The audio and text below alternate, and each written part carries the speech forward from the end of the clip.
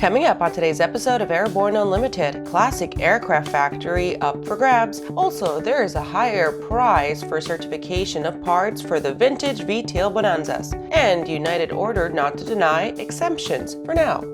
Thank you for joining us. I'm your host, Kimberly Kay. An interesting rumor has made its way through the inboxes of aviation enthusiasts this week. A business for sale labeled legendary aircraft manufacturer with an asking price of $15 million, accompanied by a short video of the Mooney factory. The unusual listing includes the owner's 2020 overview and strategy document, now nearly a year out of date. The price may seem somewhat small in an industry that regularly headlines hundreds of millions of dollars in transactions, but some fans are worried that there's not much meat left on the bones. Interviews with the new president last year sounded pragmatic and realistic. CEO Jonny Pollack was clear in his interview with us that we have to walk before we fly. Focusing on parts and customer support for the Mooney fleet was job one, followed by completion of understanding updates to avionics, bodywork, and performance for their aircraft. The parts business is seldom profitable enough to maintain a full manufacturer, and it seems to be truer than ever here. Expecting Q4 2020 part sales just under $400,000, it seems they may now be willing to throw in the towel for the right price. Their estimate for Mooney's total market value was $20 million. After the break, a man is charged with operating his own landing strip behind his home. Those details after these messages. The Zephyr is what you have always wanted.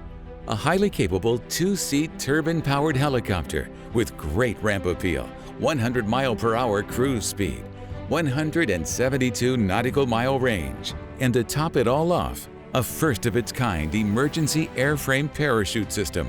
The Curdy-designed Zephyr, unique, advanced, innovative, and highly capable. Your ultimate freedom machine is available now at zephyr.eu. There's a difference between charting a steady course and pushing for the ceiling. And for nearly a century, Hartzell Propeller has been defining that difference. It's in our passion for engineering and research and our dedication to testing the limits of performance. We are built on honor. We are Hartzell Propeller. At Diamond Aircraft, innovation is in our DNA. Whether you're taking to the skies for training or business travel, every aircraft in Diamond's lineup features innovative technology, an industry-leading safety record, superior performance and efficiency, and a comfortable flying experience. No other company has pioneered as many aviation firsts, achieved more milestones, or received the same amount of industry praise as Diamond. Discover why Diamond Aircraft is one of the most trusted manufacturers in aviation at diamondaircraft.com. Welcome back. With so much news coming out of the aviation industry, we're going to be summarizing some other interesting stories in a brief segment we call Around the Patch. Jeffrey Walker, owner of an 80-acre plot seemingly outside the metro area, has been charged with 5 counts of misdemeanors for violating Afton city restrictions. The charges mark the latest in a long-running, recurrent fight between municipal city rules, tattling neighbors, and a local aviator. As far back as 2005, neighbors seeing small, light aircraft landing and taking off from the airstrip have reported the activity to the sheriff's office. Lodging 9 visits to the site through 2007, the city cited Walker for a city ordinance.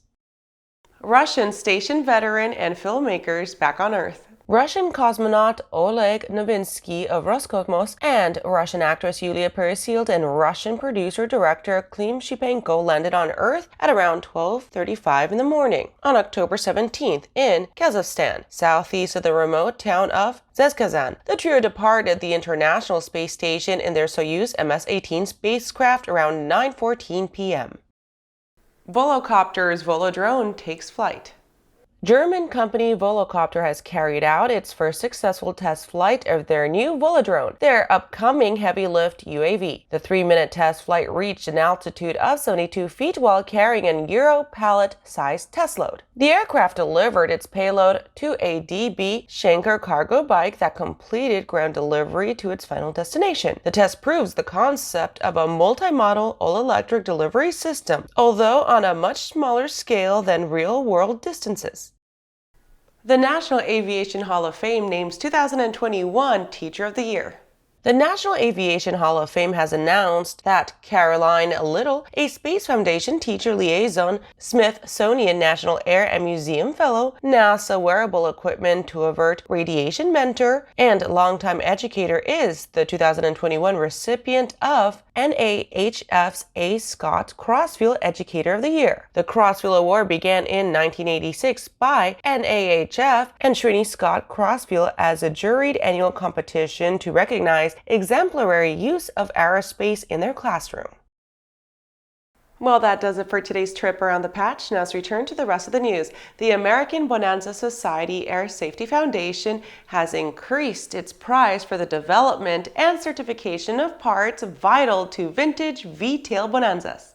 The infamous V-tail, now increasingly difficult to service and maintain, is a source of stress for operators keeping otherwise good birds running. The prize is good for $500,000 to the first enterprise that certifies and markets kits to replace the combination rudder elevator skins on the V-Tail Bonanzas, with the ASF requesting ABS members to match the amount for a $1 million total. Board President Greg Stratz says the use of foundation funds perfectly suits the purpose of the organization. According to him, the board of directors voted unanimously to increase the ABS, ASF, Marcial, Ruddervator STC prize. Our mission is to keep beach airplanes flying safely, and the board members feel this is a worthy use of members' resources for V-tail owners and for all who want to keep these airplanes flying for the next generation. The Model 35 Bonanzas are a well-known general aviation legend, both for their high-performance, futuristic style upon release, but also for a series of incidents prior to an AD that remedied the situation and restored its good name.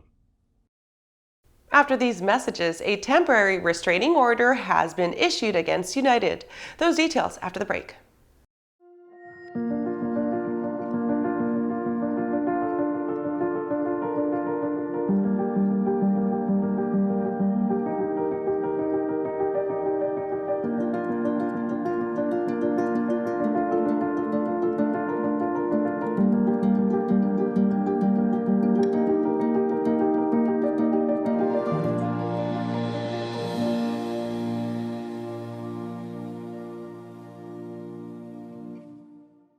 Pilot Communications USA is proud to introduce our latest headsets, the Carbon A1 Active Noise Reduction and the Carbon P1 Passive headset.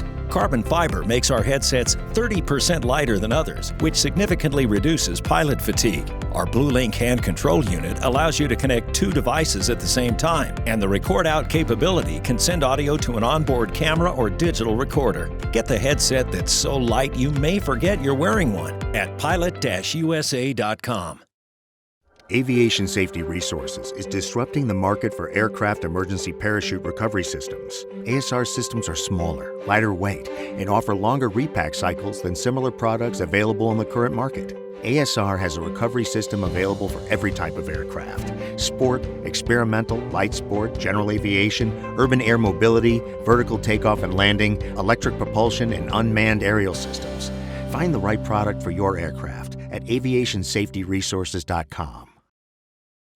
Welcome back. United ordered not to deny exemptions for now.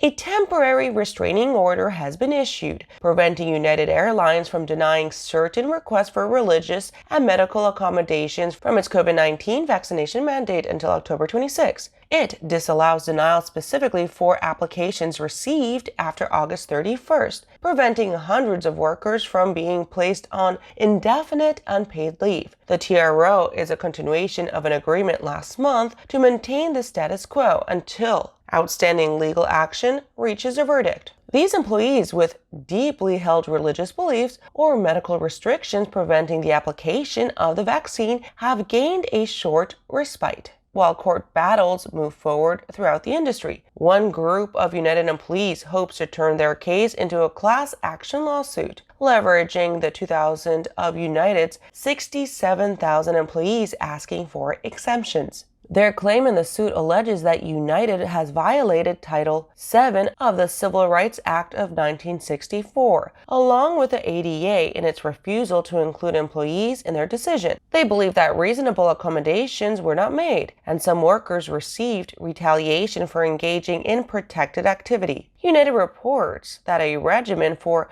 untreated employees has been put into place, involving mask usage, testing, and temporary job reassignments. That does it for our show today. I'm your host, Kimberly Kay. You can catch episodes of Airborne on Roku and Fire TV. Just search for Aero-News or Airborne in the directory, and don't forget to follow us on social media. Thanks for watching.